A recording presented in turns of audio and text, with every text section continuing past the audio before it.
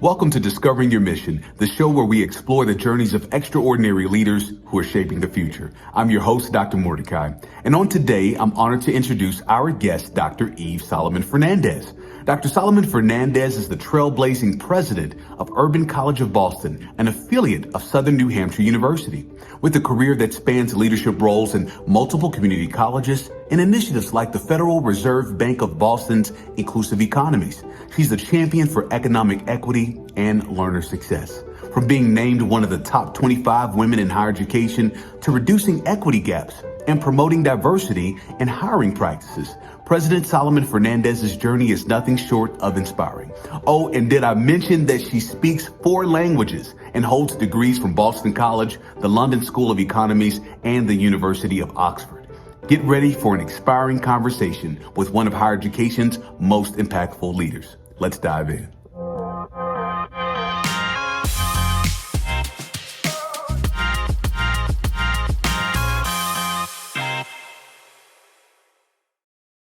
Greetings, everyone. It's Dr. Mordecai. Thank you so much again for joining me for this episode of Discovering Your Mission with Dr. Mordecai. On today, my guest, Dr. Yves Salomon-Fernández, president of Urban College of Boston. Madam President, how are you doing today? I'm doing great. Any day I'm in your company is a wonderful day. Oh, see. And you got to tell me about this lobster that is behind you, because let's just start there. We got to unpack the lobster for a moment. What's the story? I love lobsters. I'm a Massachusetts person. Lobster is my favorite crustacean. And I think lobster also represents change. You know, back in the day, lobsters were fed to folks who were jailed and in confined spaces, and it was looked down upon. And now lobsters are one of the most sought after and most expensive things one can order from a restaurant menu. So it's a symbol of change, and lobsters also happen to be delicious. So it's my New England identity. I love it. I love it. Well, look, there's a lot that we want to learn from you on today. And thank you to all those that are viewing and listening. So let's jump right into it. Currently, right now, you serve as the president of Urban College of Boston. Bring us into the mission of the institution and your leadership and why you said to yourself, this is where I should be serving. Absolutely. I have to tell you that when I told my mom that I was taking on this position, she said, but I went to Urban College. And I said, that's exactly why I want to go there. And, I had the fortune of building a career where I have choice. So I choose to be at Urban College, and Urban College is a small institution that is 90% students of color, mostly Hispanic, followed by Black and Asians. We are an HSI, a Hispanic Serving Institution. We are also an Anapeasy school because we serve high proportions of Asian American and Pacific Islanders. And we also represent sort of the entire spectrum of racial and ethnic diversity, and we serve primarily women, and we are very committed to helping individuals and families build intergenerational wealth, as well as being leaders in their communities. And what differentiates us as a 2-year institution in the market is that we offer instruction in Spanish, in Chinese and Mandarin Chinese, and also we have some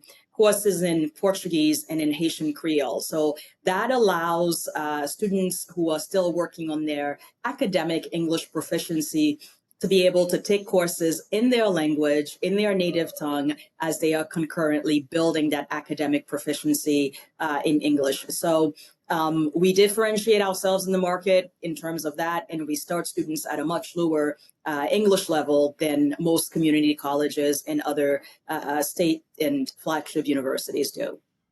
So, Outstanding. yeah, Outstanding. yeah.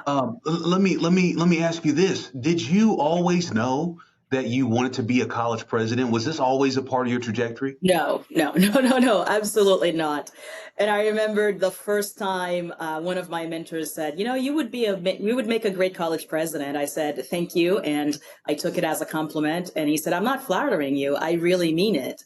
And it was something that I didn't take much as a statement of what could manifest, but more as a compliment. And it took a while before I developed the confidence, and I was very lucky to have a great network, and I still do have a great network of sponsors and mentors who saw that potential in me and who helped me to get there. But yeah, and when I think of urban college, when I think of my journey, I too came to this country not knowing a word of English.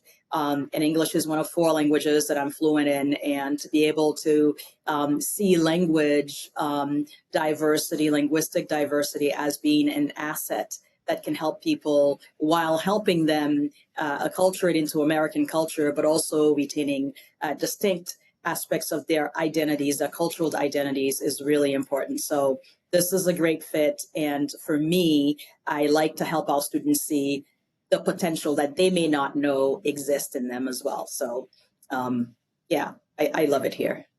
Thank you for sharing that. Let me ask you this. There are sometimes I have interactions with educators and they discuss how they have challenges given where they're serving, as to how they can authentically be themselves. You just Mhm. highlighted just a Mhm. glimpse of all of your identities there. How have those identities informed your approach to leadership? But how is it that you're authentically able? Because I can hear it. I mean, you are authentically serving in the essence of who you are, in the fullness of who you are. Is that something that you just led with? Did it come natural to you, or you've had to really kind of come into that sense of comfortability? Yeah, yeah. It's taken me a while to develop that comfort into my own skin. Because as an immigrant, as someone who's from the outside, right? It's been difficult. I've been in spaces where most of my career I've been the only woman, or the only Black woman, or the only immigrant person, or the only Black woman for whom English is not the first language. So for me, creating these spaces is about one, solidarity, right? There are people who have lived experiences that mirror our own. And it's also about dismantling the systemic disparities that we see, and also creating places where everyone feels like they belong without having to conform. Yes, we all have to adapt to environments, but you do not have to assimilate. So one way that we do that, I've been in places where, people will say, speak English, speak English. Well, you know what? Here we speak Spanglish. I speak Spanglish. We go back and forth among all the different languages that our students speak. And we want people to know it's okay. You can speak Haitian Creole. You can speak Portuguese. You can speak Spanish. You can go back and forth, interacting with your professor, with your advisor. And that is okay. We want to be that space where you feel that deep sense of belonging. You can bring your child with you, right? And things that in traditional higher ed, you would say, oh, no, absolutely not. Here, we want you to know it is welcomed, we value it, and we also, in our employees, faculty, staff, and whomever, we try to develop a very high level of cultural dexterity. And with a non-conformist sort of approach. You don't have to be cookie cutter. You can be you, and those are part of the things that we value about you. I love it. I love it. I love it. Let me ask you this. Now we're going to turn a corner here, and this is in terms of like just pulling some of this wisdom from you, because part of discovering your mission is we're seeking to provide wisdom, information, knowledge to those that they can help them navigate their journeys. As we think about you navigating your journey, you have served as an executive in different spaces. Just kind of let us, in your own words, let us know how you've navigated these spaces. What kind of led you to be able to know how to maneuver and how to seek out change if change was necessary? Mhm. But you have this passion, you have this identity, you have Mhm. this ideology, this purpose that you have. How Mhm. have you navigated the space, Eve? I would say for me, it's been a journey of self-awareness and Mm, back, and also developing stronger confidence and overcoming my imposter syndrome. So what most mm, people don't know about me is that my PhD is in statistics, psychometrics, evaluation, and I I am naturally an introvert, and I had to overcome that. And I also had certain culturally embedded behaviors, like not being able to look at people in the eyes, not being able to look at my elders in the eyes, because that's what I was taught, and being a girl, and there are limits to what a girl can do. So to mm. me, it's been about evolution and being able to change and practicing and failing, and learning to have small talk with people, and learning to put the books or the computer screen or the data set away, So it really has been an evolution, and also being open to saying to folks, where can I do better? What do you see as my strengths that I may not see? Because I come from a culture where you are never good enough, especially as a girl. And that really helps, that really hurts and hinders women, because, our cultures, so many of our cultures are like this. So helping people see me both areas where I can improve and areas where I am already strong has been really helpful. And to really say to myself, how can I put myself in situations where I am uncomfortable and I can learn to push through that discomfort? Because at the end of that is a more evolved, a better, a stronger version of myself. So really embracing that as part of who I am has been really, really helpful. But it certainly has been an evolution. And to also, I've been also very comfortable with embracing my failures, and also celebrating my successes, however small they may be, but celebrating them and also learning from my failures. Now, this is a conversation that I've had with other guests, and we began to, I'll tell you, imposter syndrome comes up more times than I can count in these interviews. And some of the most influential, some of the most effective individuals that I look up to, talk about how they've had to overcome imposter syndrome. Yes. So now for Yeah. you to even bring it up, it's just the bells and whistles are going off for me. So that imposter syndrome, where was that seed planted? Was it really truly culturally and just Yeah. having to adapt to these executive spaces? Yes, it was cultural, and coming from a culture that is different from American culture, and feeling like I'm coming from a deficit and I have to overcome Mhm. things. And, language barrier is huge, cultural barrier, not understanding cultures, a culture that is different from your own. And also for me, I was in spaces where I lived in the hood. I lived in a very economically challenged area, and I was going to school in a predominantly white and elite and academic mecca in Boston, right? The Longwood medical area is very different from the impoverished part of Dorchester where I lived in Boston. So those things help, those things hurt your confidence.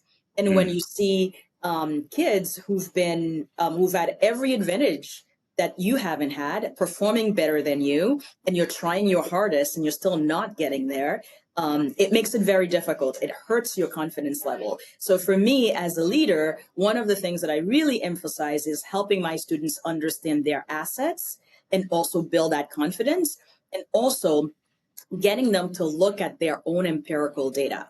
Look at Mm. your evidence. There are many areas where you've succeeded. There are many obstacles that you've overcome. And if you can overcome those obstacles, you can do even better. You can't even imagine what you can accomplish. And the same thing for staff, especially staff that are from marginalized community, whether it be based on gender identity, racial identity, ethnic, linguistic, geographic, whatever it may be. Because I've also seen my students go from rural areas to urban areas, right? Going to the city, and they feel like, oh my gosh, I'm less than. Maybe I shouldn't have applied to this university as a transfer student, because things are very different from where I come from and I don't know this world. But you can do it. If you can overcome all that you have as a rural dweller, those are assets. Those are knowledge deposits that you will take into the city to help you to be successful. So seeing things from an asset rather than deficit perspective is absolutely important to help our students focus on. I love it. I love it. I love it. Okay, we're going to hit another gear here. Let's talk about the future of higher education. Yes. Madam President, where do you think we're headed? Where do you think the future of higher education is headed? And the part B to this, and we'll get into this, is what advice you have for those that will be doing this work. But the first question on this being, where do you think we're headed in higher education? Well, first of all, I'll say the world is not linear. Students' pathways are not linear. They are changing. Affordability is a big issue. Technology is huge, both having access to technology and learning how to harness and evolve with technological changes, and also having accessibility and ease of access to higher ed. I truly believe that we need to bring higher education post-secondary education, whether it is a traditional college degree or a certificate, whatever it may be, to the learners where they are. And it is also about providing them the supports that they need. That is what equity is about. It's not about everybody having the same thing, as you and I very well know, but it's having the right supports to help you succeed. So effective higher education needs to function in a way that it meets students to where they are, and it allows them to be able to earn a living in a way that will help them to not worry about the basic necessities, and also help them to become engaged citizens of their communities. It is not just about your economic well-being or building intergenerational family wealth, which is very important. It is also about citizenship. And I think that is something at the 2-year level, we need to be also very we need to put a lot of focus on, because higher education, the educated person is also a person who is civically engaged in their communities. That's what a democracy demands, and we live in a democracy. Now, for the educators that are coming into the space, they're rising the ranks, if you will, in today's society, in this evolving society. What advice do you have for those that seek to be a president like you one day? What are the things that you think, hey, you need to be focusing on this, you need to be thinking about this? This is where you need to be focusing and investing your time in order to prepare to serve for this future that you're discussing. Yes, first of all, I will say competence is a given.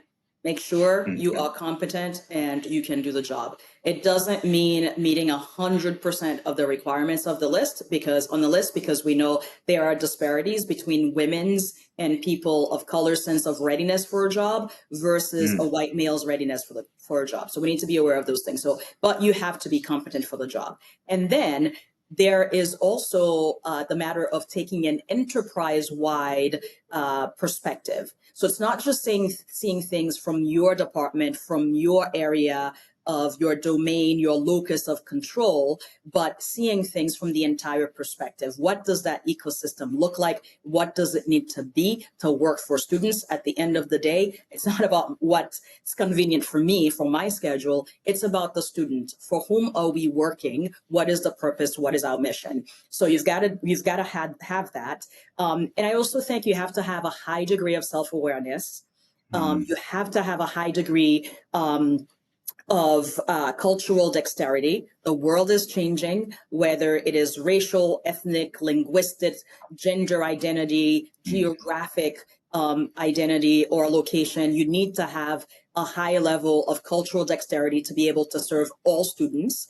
And then there is a high level of agility, right? Are you a person who can see different sides, who can compromise? And are you also a person who embraces lifelong learning? Because that's not just a concept for students. It is also for us. How are we learning? How are we evolving? Those things are also very important. And for me, having a good level of collegiality, people have to get along with you. You have to like people, unless you're studying some esoteric discipline, understanding that there are certain minimum social skills that are required. You're going to be interacting with students. You're going to be interacting with faculty, staff, with donors, with alumni, with business partners, with government agencies and representatives. You need to have those skills. So really looking at the full complement of technical skills and durable skills, and of course, having the right affects. Those things are critically important. Love it, love it, love it. I got to sneak one more question in there because I think that in what you just highlighted, we've got an opportunity here to share this as well. Some people, when I ask this question, they say it's all about balance. Others say there's no such thing as balance. It's about integration. For you, how have you been able to manage all the aspects of your life? You got home, Yes. You got work. Yes. I'm sure you got your own personal interests. Yes. How have you, what is your special sauce for being able to serve and be present in all those spaces? Yeah, I would say a lot of it is integration, and I'm very lucky that I have a wonderful community. Starting with my partner, I have an amazing husband. I'm a mom of two teenagers. My son, who's applying to colleges this fall, and a daughter who's a teenage girl. And Mordecai, your time is coming because you have that cute baby girl. Um, you can't keep her in a home prison. So we're navigating that, and I need me time. So I love dancing. I love snorkeling. Those are the things that give me energy. I have a great community of girlfriends. I have people I can call and cry to and run ideas by, and that's really important. And I have me time and I need sleep. And one of the things that I've discovered is as I get older, I need my sleep. And everyone knows after 9:30, mommy turns into an ogress. Do not wake me up, do nothing to disturb my sleep.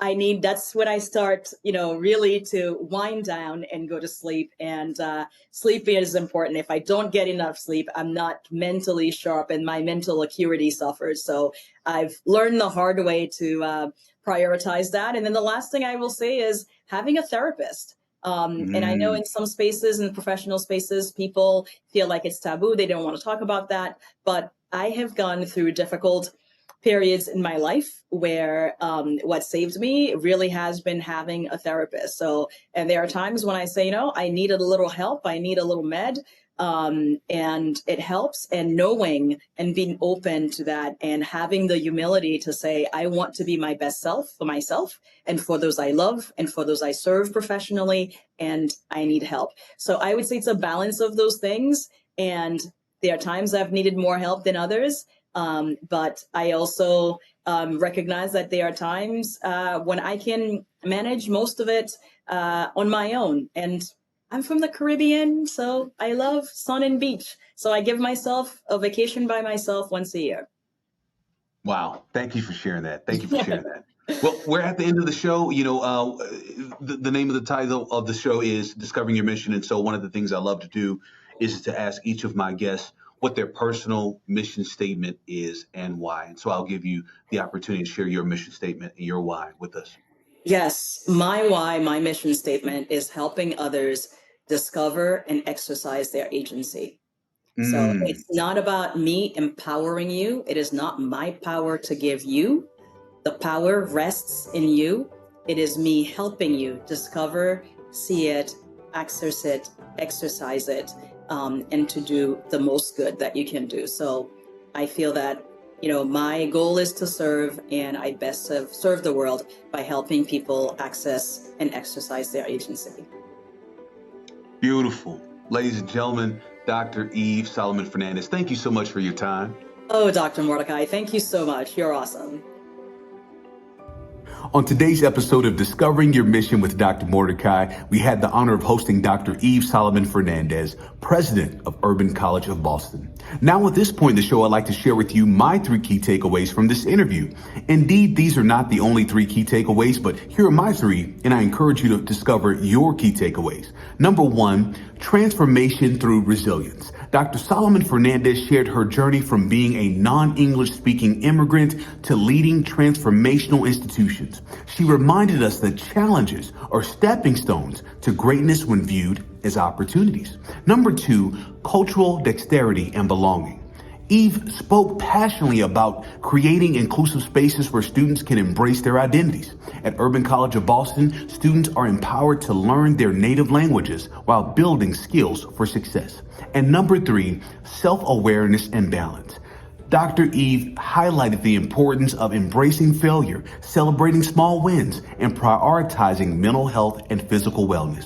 Her advice: seek growth by stepping outside of your comfort zone and investing in your well-being.